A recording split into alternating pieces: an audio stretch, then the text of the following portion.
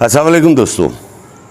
आज पंजाब असेंबली में, पंजाब जो पाकिस्तान का सबसे बड़ा सूबा है सियासी लिहाज से भी और आबादी के लिहाज से भी, उस पे जो हुक्मरान बिठाया जा रहा है उसका आज इलेक्शन हो रहा है पंजाब असेंबली से। मैं आपसे लाहौर से ही मुखातिब हूँ। मेरी वीडियोस तो आप मेरे माहौल में देखते हैं। यहाँ मैं आया किसी और गर्ज से था, लेकिन अब हालात देख के मजबूरन ये ब्रेकिंग न्यूज़ समझ लें कि मैं मजबूर हो गया कि मैं इस पे बात करूं। असल मौजू ये है कि ये जो कुत खाना इसको मैं कहूँगा जो पंजाब में इस वक्त चल रहा है, लम्हा ब लम्हा वो बदलती सूरत हाल हो रही है। अच्छे खासे इलेक्शंस हुए, एक पार्टी इतनी सीट्स जीत गई, दूसरी पार्टी ने कम सीटें जीती। एक किस्म का तजिया ये हो गया कि अब आने वाला वक्त किस पार्टी का जो वज़ीर आला है वो होगा, उसी पे डिस्कस सुबह से चल रही। हर चैनल पे लोग बैठे हैं और धड़ाधड़ ऐड भी कमा रहे हैं और बातें भी हो रही हैं, तबसरे भी हो रहे हैं। 22 करोड़ आवाम, बल्कि 23 करोड़, मरदमशुमारी तो हुई नहीं। इन 23 करोड़ आवाम वो कहाँ हैं जिनको लीडर अपने तौर पर खुद साख्ता लीडर इस वक्त असेंबली में हमारे मुस्तकबिल का फैसला कर रहे हैं। फैसला क्या हो रहा है? रात तक कुछ था, इतना बड़ा सियासतदान जनाब आसफ जरदारी, जिसको कहा जाता है कि एक जरदारी सब पे भारी, इतना हल्का हो गया। बार्गेनिंग शुरू हुई, हाउस ट्रेडिंग हुई। जरदारी साहब जो एक जरदारी सब पे भारी है, ये बज़ाहिर इस वक्त गाड़ी के आगे लगा हुआ इंजन जनाब जरदारी साहब नज़र आ रहे हैं, जो सारा सिनेरियो चेंज करने के लिए शतरंज की बाजी पे गेम खेल रहे हैं। कल उन्होंने चौधरी शुजात साहब से मिलकर 2 मुलाकातें, उसकी वीडियोस भी वायरल हुई, आपने देखी होंगी कि किस तरह उनके घुटने पीर साहब समझ के छुए जा रहे हैं, चूमा जा रहा है उन्हें, और उनके घर पे बैठे रहे कि मैं किसी तरह ये नक्शा बदल दूं। और अब ये अभी ऐलान नहीं हुआ, लेकिन नक्शा बदला जा रहा है।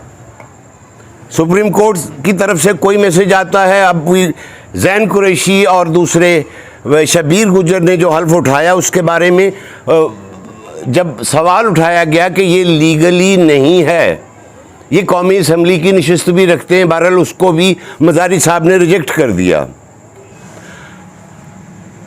मुख्तसरन ये कि हर तरह से जोड़ तोड़ करके कि सीट पीटीआई या परवेज़ इलाही की तरफ नहीं जानी चाहिए, चाहे कुछ भी हो जाए, सारे 22 करोड़ मर जाएं, जनाजे पे बैठे मातम करें, लेकिन सीट इसी पार्टी को जानी चाहिए। उसके लिए सरतोड़ कोशिश हो रही, पैसा भी लग रहा है। हाउस ट्रेडिंग के लिए पिछले कई अरसे से गुफ्तगू हो रही, लोटे और फलाने और इतने में बिका।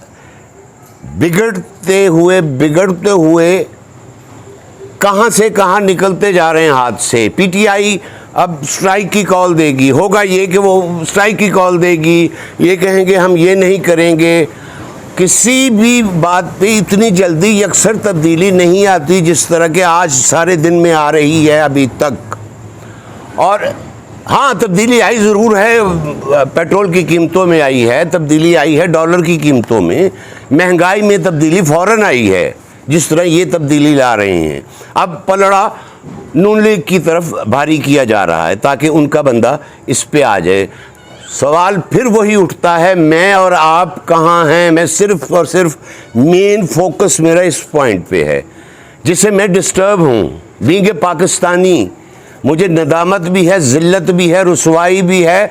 मैं जो 22 करोड़ टके टोकरी, 22 करोड़ में से कुछ मेरा ख्याल है 1 करोड़ निकाल लें अच्छे लोग जो ऊपर मलाई करीम की सूरत में हमारे सरों पे मुसल्लत हैं, बाकी के सारे लोग रोटी के लिए तरस रहे हैं।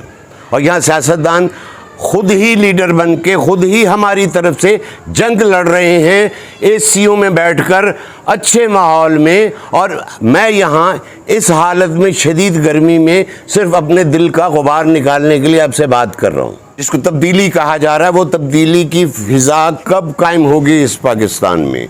मैं उस दिन का इंतज़ार कर रहा हूँ। मेरे जैसे बहुत से लोग उसका इंतज़ार करते करते मर जाएंगे और आने वाले जो ग़ुलाम हैं, जो पुराने दौर में जिस तरह ग़ुलामों को ख़रीदा जाता था, इस तरह आज के बाद हमारे बच्चे ग़ुलाम दर ग़ुलाम ही इनकी ग़ुलामी करते हैं और इन्हीं के कंट्रोल में होंगे।